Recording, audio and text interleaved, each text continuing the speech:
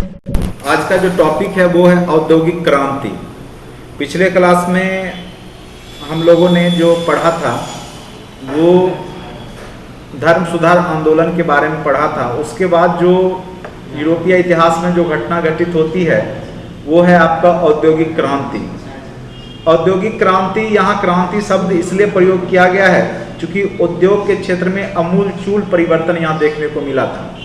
तो जब भी अमूलचूल परिवर्तन होता है तो उसको क्रांति की संज्ञा दी जाती है। ठीक है, यहाँ कोई युद्ध की बात नहीं हो रही है, कोई लड़ाई की बात नहीं हो रही है। यहाँ पे क्रांति का तात्पर्य है जो औद्योगिक क्षेत्र में जो परिवर्तन हुए, बहुत तीव्र गति से जो परिवर्तन हुए और उसके प्रभाव बहुत बड़े व्यापक स्तर पे हुए, सामाजिक, आर्थिक, राजनीतिक हर एक दृष्टिकोण से उसके प्रभाव को देखने को मिला।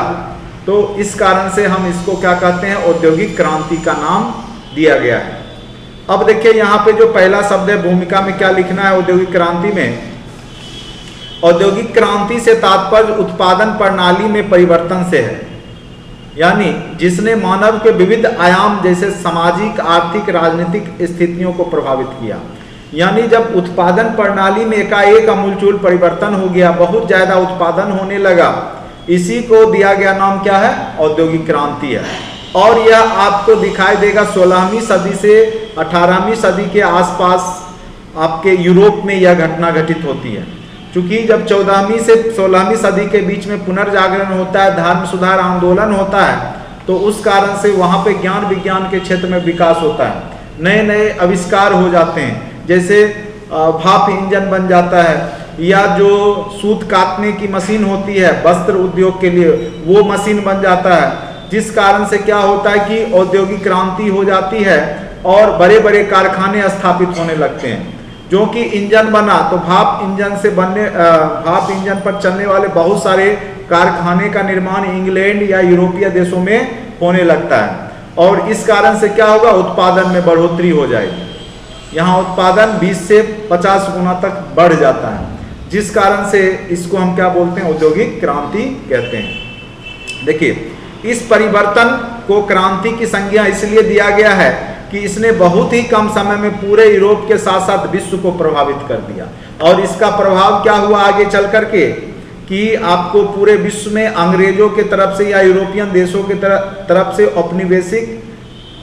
उपनिवेशवाद की स्थापना शुरू हो गया।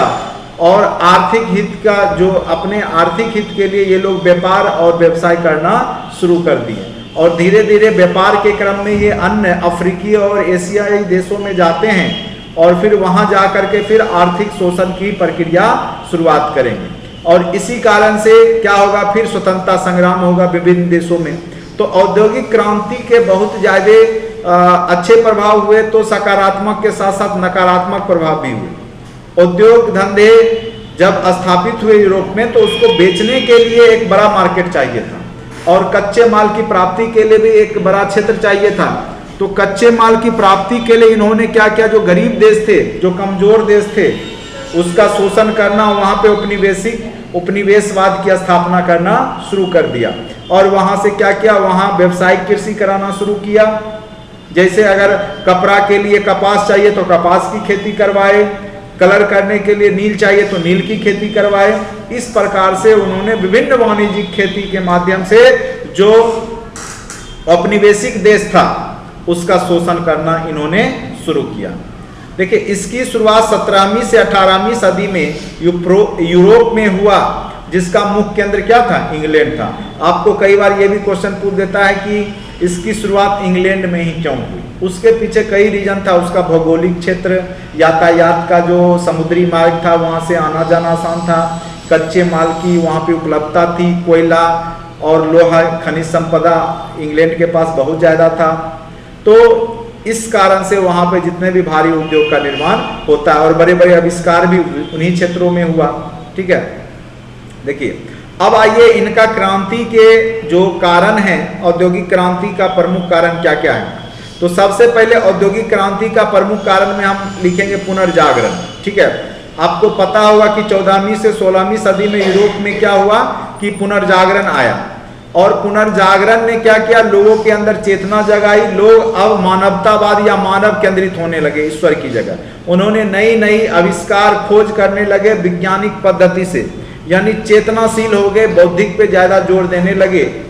और अपनी जो पहले क्या था कि पारलौकिक सोच रखे हुए थे, अब उसको उन्होंने इहलौकिक बनाना शुरू किया और इसी धरातल पे सुख सुविधाओं का यूज करके भौतिक सुख की प्राप्ति करने का प्रयास किया। इसके लिए तरह तरह के मशीनें बनाई गई, तरह तरह के आविष्कार हुए लोगों में सुख और संपन्नता लाने के लिए। तो जिस कारण से क्या हुआ कि औद्योगिक क्रांति आई, उद्योग धंधे का विकास हुआ। ठीक है, तो जब तक पुरातन व्यवस्था था तब तक, जब तक सामंतवाद था, सामंती व्यवस्था था, तब तक यह विकास नहीं हुआ उद्योगों का।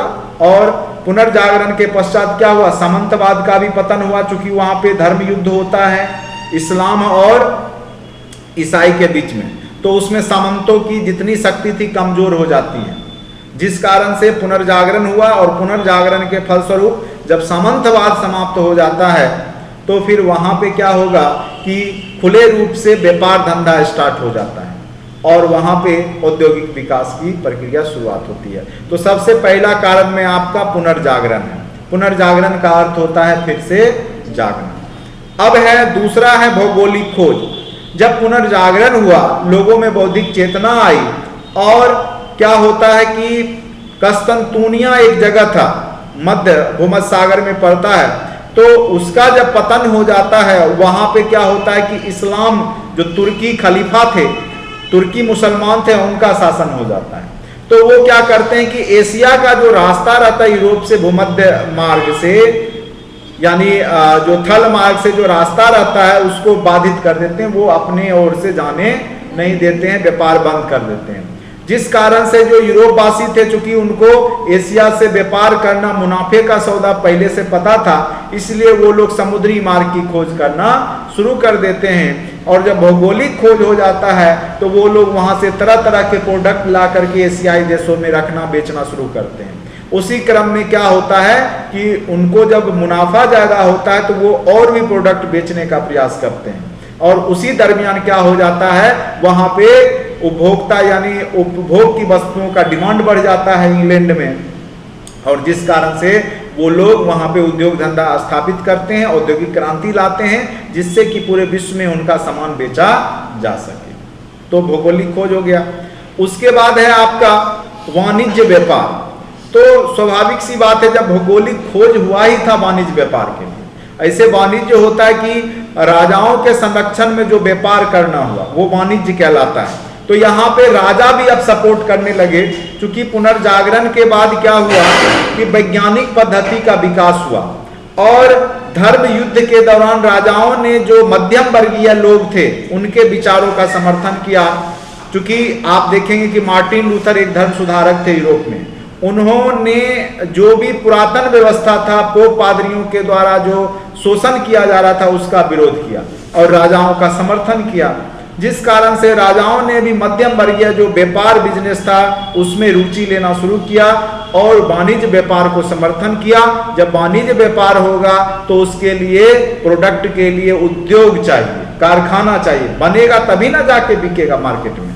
तो इसलिए उन्होंने वहां पे उद्योग धंधा स्थापित करना शुरू कर दिया। ठीक है, उसके बाद आपका है मशीनों का आविष्कार। तो आपको पहले ही बता दिए पुनर्जागरण के फलस्वरूप क्या होगा, बौद्धिक चेतना आएगी, लोगों में भौतिक सुख प्राप्ति करने का जो है लालसा आएगा और तरह तरह के मशीन आविष्कार होने लगेंगे, विज्ञान के क्षेत्र में प्रगति होना शुरू हो जाएगा। ठीक है, उसके बाद धर्म सुधार आंदोलन, आपको अभी हमने बताया ही, धर्म सुधार आंदोलन के फलस्वरूप क्या आई कि लोगों में जो पुरातन व्यवस्था पे आधारित था, पोप पादरी का जो कॉन्सेप्ट था वो समाप्त होता है। लोग नए विचार से मानवतावाद की ओर केंद्रित होते हैं, मानव की सुख सुविधाओं के ऊपर काम करते हैं और नए नए उद्योग धंधा स्थापित करते हैं। क्योंकि धर्म सुधार आंदोलन के बाद जो है ये पाप नहीं था, पहले क्या था, मुनाफाखोरी और ब्याज लेना पाप बताया गया। लेकिन जब धर्म सुधार आंदोलन हो जाता है, उसी प्रकार से आप देखिएगा भारत में भी आपके जो गौतम बुद्ध हैं और जैन धर्म के जो महावीर स्वामी के समय में ऐसा धर्म सुधार देखने को मिलता है। तो जो उत्तर वैदिक काल में आडंबर पाखंड था, उसको भारत में बौद्ध धर्म और जैन धर्म ने दूर किया था। उसी प्रकार से वहां पर भी मार्टिन लूथर जैसे कह सकते हैं धर्म सुधारक आए, जिन्होंने जो ईसाई धर्म में फैले हुए कुरीतियां थी, जो पाखंड था, आडंबर था पोप पादरी का, उसको नष्ट करने का प्रयास किया, जो आगे के विश्व को जो औद्योगिक विकास में महत्वपूर्ण भूमिका निभाया। ठीक है। उसके बाद राष्ट्रवादी भावना, जब राजाओं के माध्यम से व्यापार वाणिज्य या मध्यम वर्गीय लोगों को सपोर्ट किया जाता था और राजा भी उसमें इंटरेस्ट लेते थे, जो ब्रिटेन की महारानी थी या जो ब्रिटेन के राज घराना हुआ करते थे, तो वो लोग भी यहाँ पे अब व्यापार बिजनेस के लिए कंपनी को भेजना शुरू किया। आप देखे होंगे शुरू में जो ईस्ट इंडिया कंपनी आती है, वो एक कंपनी रहता है जिसमें वहां की महारानी और महाराजा जो भी हुआ करते हैं उनका भी शेयर रहता है। ठीक है। तो वो व्यापार बिजनेस को प्रोत्साहन देते हैं और उसके साथ साथ अपनी सेना भी मुहैया देते हैं कि अगर बीच में युद्ध होता है किसी देश के साथ या व्यापारी को कोई परेशान करता है, तंग करता है, तो उसके लिए साथ में हथियार युक्त सेना भी भेजते थे व्यापार करने के लिए।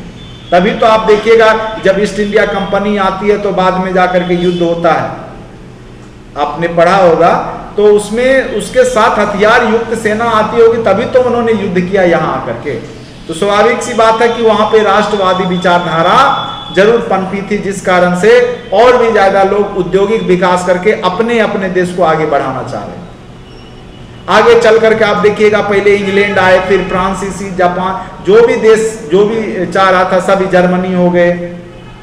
तो सभी लोग यहाँ पे सभी देश अपना अपना व्यापार वाणिज्य स्थापित करने का प्रयास कर रहा था, क्योंकि उनको लग रहा था तरक्की इसी में, और यही आगे चल करके विश्व युद्ध का कारण भी बनता है विश्व इतिहास में, कि सबको चाहिए। पहले जैसे स्पेन आया, पुर्तगालीज आए, फिर इंग्लैंड अंग्रेज आए, फिर फ्रांसीसी आए, डच आए, इस तरीका से। अब क्षेत्र तो उतना ही है, अफ्रीका और एशिया। तो पहले से कोई पुर्तगाली जहाँ पे शासन कर रहा है, फ्रांसीसी आगे, अब उसके साथ जब अंग्रेज आए तो युद्ध करेंगे, उसको भगाएंगे, तभी तो वो अपना स्थापना करेंगे। इसी दरमियान आपका विश्व युद्ध देखने को मिलता है। तो यहाँ पे हम लोग औद्योगिक क्रांति पढ़ रहे हैं, तो यहाँ पे आप इन सब कारणों को लिख सकते हैं कि इन सब कारणों के कारण क्या हुआ कि औद्योगिक क्रांति यूरोप में स्टार्ट हो गया। ठीक है। अब देखिए पुनर्जागरण, पॉइंट्स वाइज उसी को हमने लिख दिया। यूरोप में आई पुनर्जागरण ने लोगों की बौद्धिक चेतना का विकास किया, जिसने लोग अब, जिससे क्या हुआ, लोग अब धार्मिक आडंबर को छोड़कर ज्ञान विज्ञान की बात करने लगे और नए नए खोज पर विशेष ध्यान देने लगे। ठीक है। अब आ जाइए भौगोलिक खोज। 1453 में क्या हुआ, कस्तंतुनिया का पतन हो गया। पतन के पश्चात यूरोपवासी नए समुद्री मार्ग की खोज करने लगे और जिससे उनका व्यापार एशिया तक पहुंचा। उसी दरमियान आप देखिएगा कोलंबस ने 1492 ईस्वी में अमेरिका की खोज कर डाली। उसी प्रकार से 1498 में वास्को डी गामा ने भारत की खोज कर डाली। तो इस प्रकार से, और फिर अफ्रीका का भी खोज हो गया। तो इस प्रकार से भौगोलिक खोजों ने भी औद्योगिक क्रांति लाई। अगर व्यापार के लिए मार्केट नहीं मिलता तो ये लोग उद्योग की स्थापना नहीं करते, या कच्चे माल के लिए इनके पास क्षेत्र नहीं होता जहां से ये लाते, तो भी ये व्यापार वहां उतनी विकसित नहीं होती।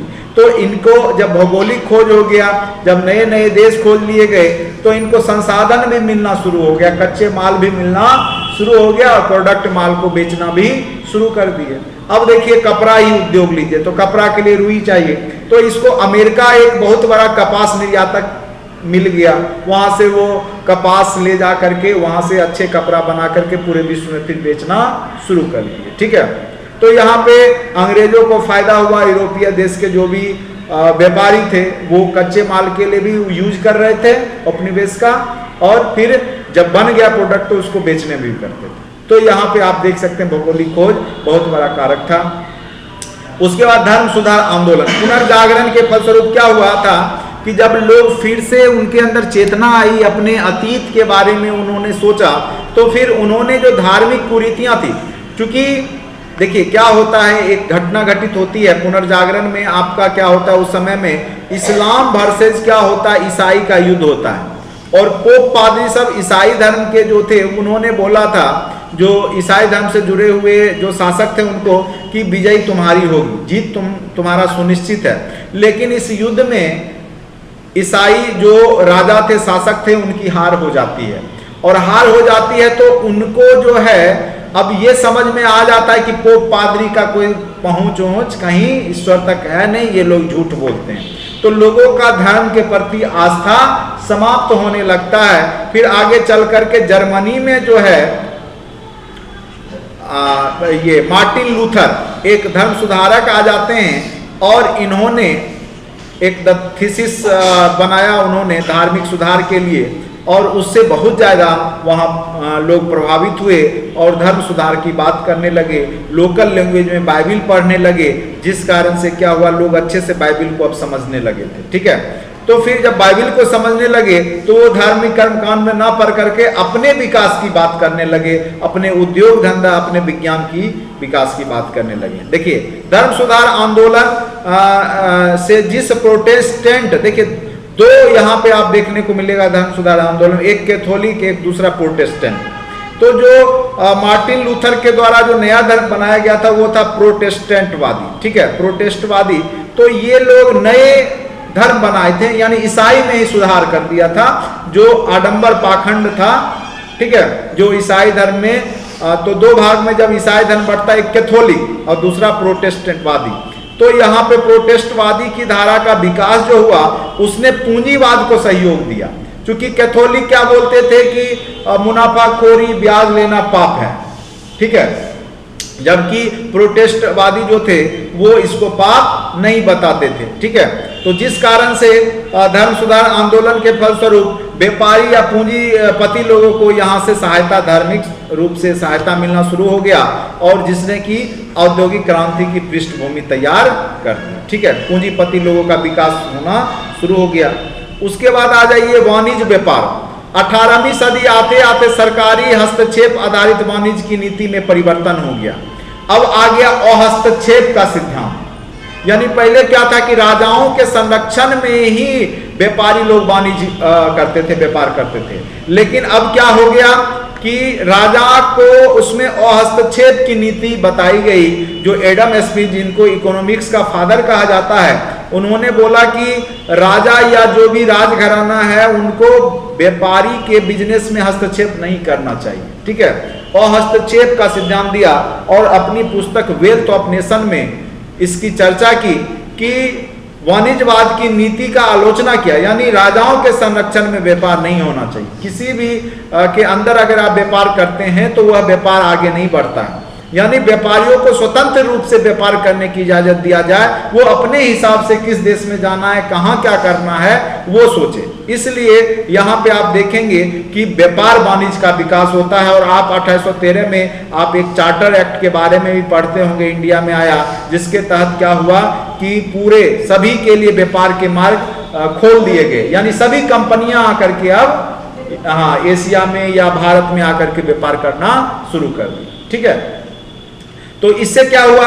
कि जो अलग ईस्ट इंडिया कंपनी को छोड़ करके भी जो कंपनियां और भी होगी ब्रिटेन में या यूरोपियन देश में, वो भी आकर के अब भारत और एशियाई देशों में या अफ्रीकी देशों में जाके स्वतंत्र रूप से व्यापार करना शुरू कर दिया, जिस कारण से वहां पे उद्योग धंधे के विकास पे ज्यादा प्रभावित हुआ होगा, ज्यादा हुआ होगा, क्योंकि अब विभिन्न प्रकार की कंपनियां आकर के मार्केट में अपना व्यापार करना शुरू कर दी। ठीक है, तो ये आप लिख सकते हैं। उसके बाद मशीनों का आविष्कार। 18वीं सदी के मध्य में औद्योगिक क्रांति का सर्वाधिक प्रभाव मशीनों के आविष्कार पर पड़ा।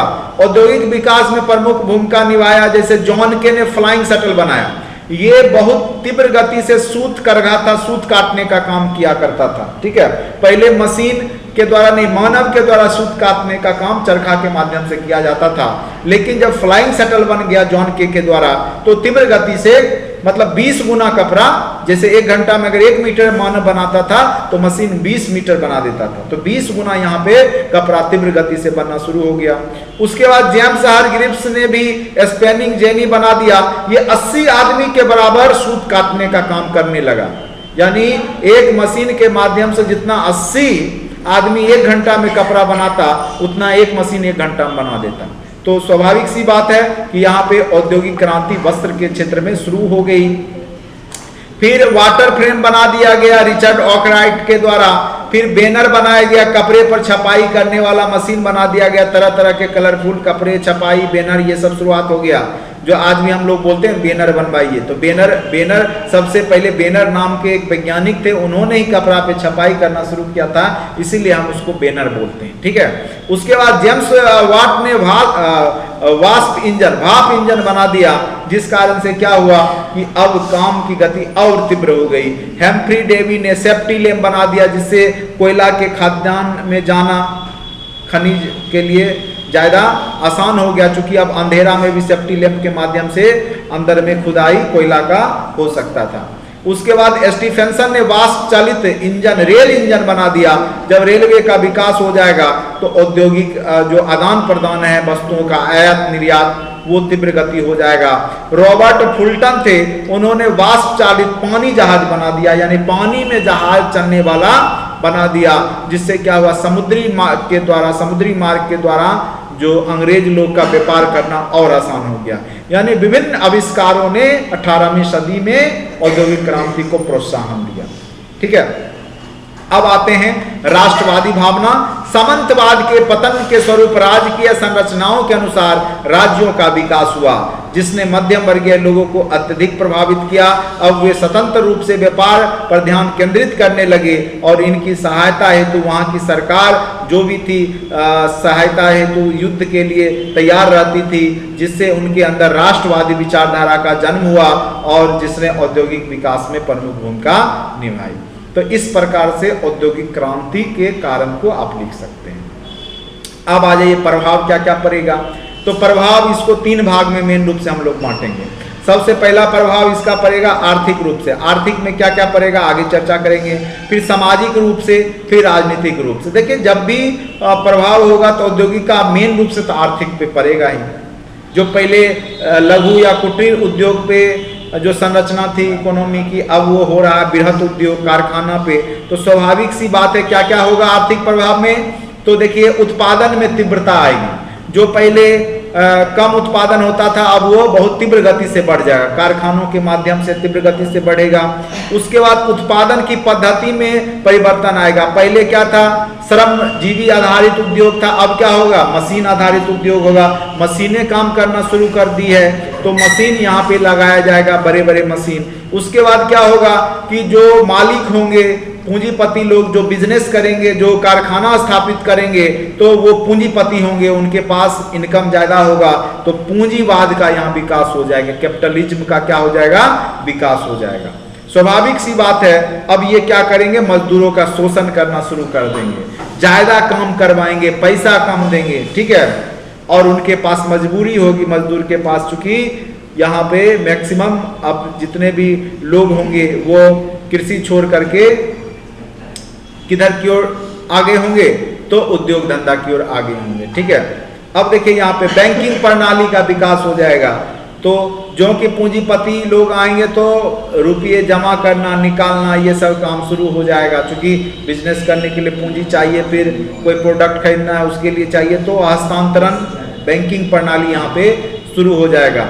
उसके बाद मुक्त व्यापार की भी प्रक्रिया शुरुआत हो जाती है और इसका एग्जाम्पल 1813 का चार्टर एक्ट के माध्यम से एशिया या भारत जैसे देशों में क्या हुआ कि मुक्त व्यापार की नीति अपनाई गई, यानी कोई भी कंपनी आकर के अब अपना सामान बेच सकता था। उसके बाद वाणिज्यवाद का अंत हो गया, क्योंकि एडम स्मिथ ने हस्तक्षेप का सिद्धांत दिया। और वाणिज्यवाद क्या होता है कि राजाओं के संरक्षण में या सरकार के संरक्षण में जब एक कंपनी दूसरे देश में जाती है व्यापार करने के लिए, उसको वाणिज्यवाद कहा जाता है। तो अब क्या होगा कि राजा अब उसमें हस्तक्षेप करना बंद कर दे। आप देखे होंगे कि यहाँ पे 1857 की क्रांति के बाद क्या हुआ, ईस्ट इंडिया कंपनी का जो भी यहाँ पे शासन था उसको वहाँ के ब्रिटेन की महारानी ले ली और व्यापारिक अधिकार इसको दे दिया, यानी व्यापार का काम अब तुम्हारा रहा, बाकी शासन हम करेंगे, ठीक है। तो दोनों में बट जाता है वहाँ पे। तो वाणिज्यवाद का अंत हो जाता है। रोजगार की स्थिति पर प्रभाव पड़ेगा, क्योंकि उद्योग धंधे स्थापित होंगे तो स्वाभाविक सी बात है कि रोजगार वहाँ पे मिलना शुरू हो जाएगा, ठीक है। रोजगार ज़्यादा से ज़्यादा लोगों को मिलेगा, क्योंकि उत्पादन की प्रक्रिया में लोगों की आवश्यकता भी होगी। उसके बाद मजदूरों की स्थिति पर क्या प्रभाव पड़ेगा कि उनकी संख्या में वृद्धि हो जाएगी, मजदूर की संख्या में क्या होगी, वृद्धि होगी। फिर क्या होगा, मजदूर संगठन, वो अपने हक के लिए संगठन बनाना शुरू कर देंगे। उसके बाद क्या होगा, इसी विकास की प्रक्रिया में फिर मजदूरों का शोषण भी होना शुरू हो जाएगा, क्योंकि जो पूंजीपति लोग बनेंगे वो अब किसका शोषण करेंगे, पहले सामंतवाद जो थे वो गरीबों का, दासों का शोषण करते थे। अब क्या होगा, एक वर्ग बन गया पूंजीपति और एक वर्ग गया मजदूर।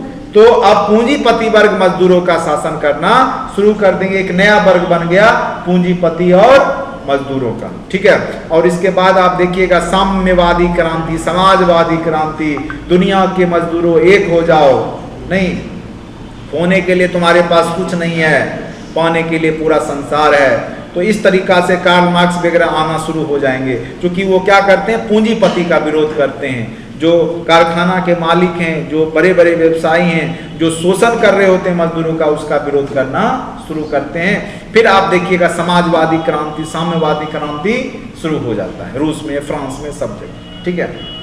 चलिए, यूरोप का इतिहास इसी तरीका से चलता है। उसके बाद जनसंख्या में वृद्धि होगा, जीवन स्तर में सुधार होगा। स्वाभाविक सी बात है, जब ये लोग शहर की ओर जाएंगे तो वहां पे इनको फैसिलिटी मिलेगा, चिकित्सा व्यवस्था मिलेगा, जिससे इनका क्या हो जाएगा, जीवन स्तर में सुधार होगा। आज भी देखते होंगे गांव का जीवन स्तर और शहर के जीवन स्तर में अंतर होता है, नहीं, स्टैंडर्ड लाइफ किनका होता है, शहर का कि गांव का, शहर का स्टैंडर्ड लाइफ होता है, उनके पास ज्यादा सुख सुविधा होता है, बिजली की व्यवस्था 24 घंटा, अब जा करके हम पूरे बिहार में भी आने लगा, नहीं तो पहले क्या था, बड़े बड़े महानगरों में ही 24 घंटा बिजली रहा करती, ठीक है। तो स्वाभाविक सी बात है, जीवन स्तर में सुधार होगा और जनसंख्या का स्थानांतरण होगा, यानी गांव से लोग अब किधर जाएंगे रोजगार के लिए, शहर में। जैसे आप भी अभी भी बिहार के लोग कहाँ जाते हैं, दिल्ली में, क्यों जाते हैं, क्योंकि वहाँ उद्योग धंधा है, उद्योग में काम करने जाते हैं। तो उसी प्रकार से उस समय भी जो वहाँ के गांव के लोग थे वो शहर में जाना शुरू कर दिए। तो इस प्रकार से आर्थिक प्रभाव वहाँ देखने को मिलेगा औद्योगिक क्रांति का। सामाजिक प्रभाव में देख सकते हैं क्या दिखाई देगा कि समाज दो वर्गों में बढ़ जाए, एक पूंजीपति, दूसरा मजदूर वर्ग। और पूंजीपति वर्ग किसका शोषण करेगा, मजदूर वर्ग का।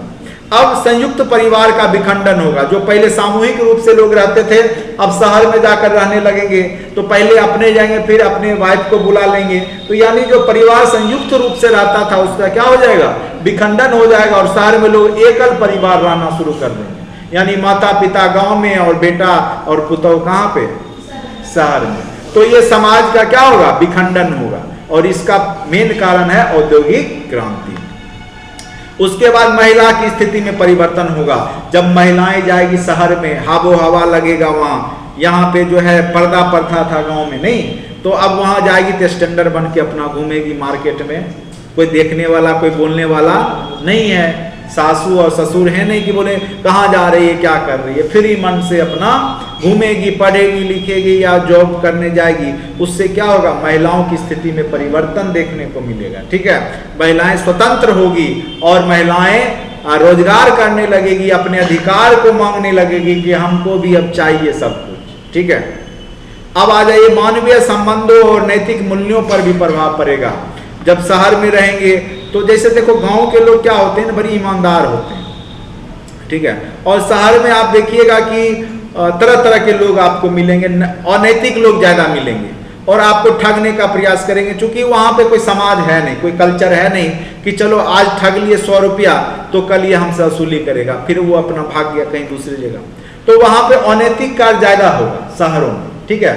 गाँव में चूंकि लोग एक दूसरे से जानता है तो लोग को पता है कि कैसा आदमी है, तो बच के रहता है, अगर गलत आदमी है तो उससे दूरी बना के रहता है। तो शहर के लोग को तो पता नहीं रहता है, क्योंकि गांव से आए रहते कौन कैसा है नहीं है, तो वहां पे क्या होगा कि अनैतिक कार्य गलत लोगों के द्वारा बहुत ज्यादा होगा और मानवीय संबंध में से भी भरोसा उठना शुरू हो जाएगा। तो बड़े बड़े शहर में जाओ तो कभी भी तुरंत में किसी पे भरोसा नहीं करो, क्योंकि हो सकता है वो तुमसे दोस्ती इसीलिए कर रहा है कि उसको तुम्हारा यूज है और तुम्हारा उपयोग करके वो निकल लेगा, ठीक है।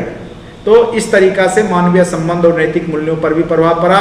उसके बाद संचार साधनों का भी विकास हुआ, जैसे अब गांव में थे तो लोग अपना परिवार में घुले मिले रहते थे तो मनोरंजन होते रहता था। अब क्या हुआ कि अब सिनेमा घर में जाके ही मनोरंजन कर सकते हैं, रेडियो सुनेंगे, समाचार पत्र देखेंगे, कहाँ क्या हो रहा है नहीं हो रहा है। तो ये संचार साधनों का, सिनेमा का, सर्कस का, ये सब का जो है शहरों में होना शुरू हो गया। ठीक है, जब इनकम होगा तो उसको खर्च करने का साधन भी होना चाहिए। अब गांव में कोई सिनेमा हॉल खोल देगा तो चलेगा ही, क्यों नहीं चलेगा? क्योंकि उसके पास पूंजी होगा नहीं, लोग देखने जाएंगे नहीं, काम से फुर्सत नहीं है।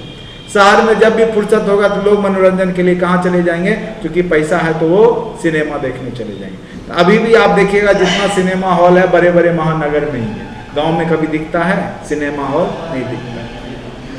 अब गलती से कोई कभी बनाया तो वो भी बंद हो गया जब से मोबाइल आया है। चलिए, तो कितना चल रहा होगा कि तुम लोग को पता ही है। चलो अब देखिए इसके प्रभाव को हम लोग, राजनीतिक प्रभाव में क्या क्या होगा? राजा की शक्ति में वृद्धि होगी, क्योंकि राजा भी तो व्यापार में पार्टिसिपेट कर रहा है। और जब उद्योग धंधे स्थापित होंगे तो राजा भी नया नया का हथियार बनाने का उद्योग स्थापित करवाएगा, कारखाना, नए नए तरह का शस्त्र बनाने का कारखाना लगेगा, जिससे क्या होगा? राजाओं के शक्ति में क्या होगी? वृद्धि होगी। उसके बाद आर्थिक राष्ट्रवाद की संकल्पना का क्या हो जाएगा? विकास हो जाएगा। लोग अपने अपने देश के लिए धन एकत्रित करना, उपनिवेशिक देशों का शोषण करना व्यापारी लोग शुरू कर देंगे। और आर्थिक राष्ट्रवाद यहाँ पे जग जाता है लोगों में कि हम श्रेष्ठ हों, हम ज्यादा से ज्यादा धन कमा करके श्रेष्ठ हों। हमें लोग, जैसे जर्मनी को भी लगा कि हम भी श्रेष्ठ हैं और हमको भी पूरे विश्व में चाहिए अपना उद्योग धंधा और औद्योगिक पहुंच, या कह सकते हैं कि उपनिवेश चाहिए, जिस कारण से आपका प्रथम विश्व युद्ध हुआ, फिर उसी को भुलाने में दूसरा विश्व युद्ध भी हो गया।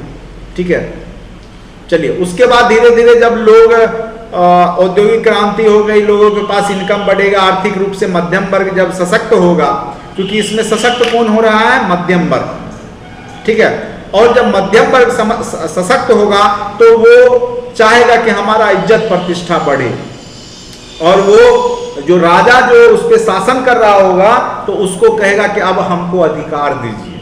तो प्रजातंत्र की मांग, लोकतंत्र की मांग, डेमोक्रेसी देश की मांग करना, ये लोग डेमोक्रेसी का मांग करना शुरू करते हैं, प्रजातंत्र की मांग में वृद्धि होगी। उसके बाद आपको बताई समाजवाद और उदारवाद का विकास स्वाभाविक सी बात है, क्योंकि पूंजीपति और जब मजदूरों का शोषण पूंजीपति वर्ग के द्वारा होगा तो कुछ लोग उसके कल्याण की बात करेंगे, मजदूरों के शोषण के खिलाफ में बात करेंगे, तो वो समाजवाद को लाएंगे, उदारवाद को लाएंगे ही, तो उसका विकास होगा। उसके बाद श्रमिक आंदोलन और श्रमिकों के बीच में जो है राजनीतिक भागीदारी, क्योंकि श्रमिक एक वर्ग होगा, उसका नेता लीडर भी आगे बढ़ चढ़ करके अपनी मांग को रखेगा। तो यहाँ पे श्रमिक आंदोलन, जो मजदूरों के द्वारा आंदोलन होगा, बोलेगा हम 8 घंटा ही काम करेंगे, हम जो है 24 घंटा में 12 घंटा काम नहीं करेंगे, हमको जो है फैसिलिटी चाहिए, हमारा शोषण हो रहा है। तो इस तरीका से श्रमिक आंदोलन बढ़ेगा और श्रमिकों की राजनीतिक भागीदारी भी बढ़ेगी, क्योंकि वोटिंग देने का जब अधिकार होगा तो उसमें श्रमिकों को भी होगा। तो वो क्या होगा कि श्रमिक जब पार्टिसिपेट करेंगे तो राजनीतिक भागीदारी उनकी बढ़नी शुरू हो जाएगी। तो इस प्रकार से आप देखेंगे कि औद्योगिक क्रांति ने एक व्यापक स्तर पे प्रभाव भी पूरे विश्व पे पड़ा और यूरोप में तो पड़ा ही। इस प्रकार हम पाते हैं कि औद्योगिक क्रांति ने विभिन्न स्तरों पर मानव के जीवन को प्रभावित किया और आधुनिक युग की शुरुआत में भूमिका निभाई। ठीक है, जो अभी आपका वर्तमान युग है उसको बनाने में औद्योगिक क्रांति का महत्वपूर्ण योगदान रहा। और आज भी आप देख रहे होंगे कि यूरोपीय देश विकसित देशों में गिने जाते हैं। आज भी ये जो भी देश हैं जो जहाँ पे औद्योगिक क्रांति आई वो सब विकसित देश बने हुए हैं, क्योंकि उन्होंने उस समय में आर्थिक शोषण किया पूरे विश्व का, जिस समय में एशिया और अफ्रीका देश विकासशील अवस्था में, या कह सकते हैं कि बहुत निचले पायदान पे चल रहे थे। ठीक है, तो वहाँ से ज़्यादा शोषण करके ये लोग विकसित अवस्था में पहुँच गए और उनकी विकसित होने के पीछे भी ये औद्योगिक क्रांति बहुत बड़ा जिम्मेदार कारक है। तो इस प्रकार से आप इसको लिख सकते हैं और जैसा क्वेश्चन पूछे उसके हिसाब से मिर्च मसाला डालिए और उसको लिखिए। बस आपको कॉन्सेप्ट समझ में आना चाहिए और सब एक दूसरे से जुड़ा हुआ है। पहले पुनर्जागरण होगा, फिर धर्म सुधार होगा, धर्म सुधार होगा तो फिर क्या होगा, वाणिज्यवाद आएगा, वाणिज्यवाद में सुधार होगा तो औद्योगिक क्रांति आएगी, औद्योगिक क्रांति आएगी तो फिर आपस में सबको उपनिवेश चाहिए, फिर जहां गुलाम देश है वो स्वतंत्र होना शुरू करेगा, तो फिर अमेरिकी क्रांति नहीं, इस प्रकार से अमेरिकी गृह युद्ध तो हम लोग सिलसिलेवार ढंग से पढ़ेंगे। तो आज के लिए इतना ही। Thank you so much watching for this video.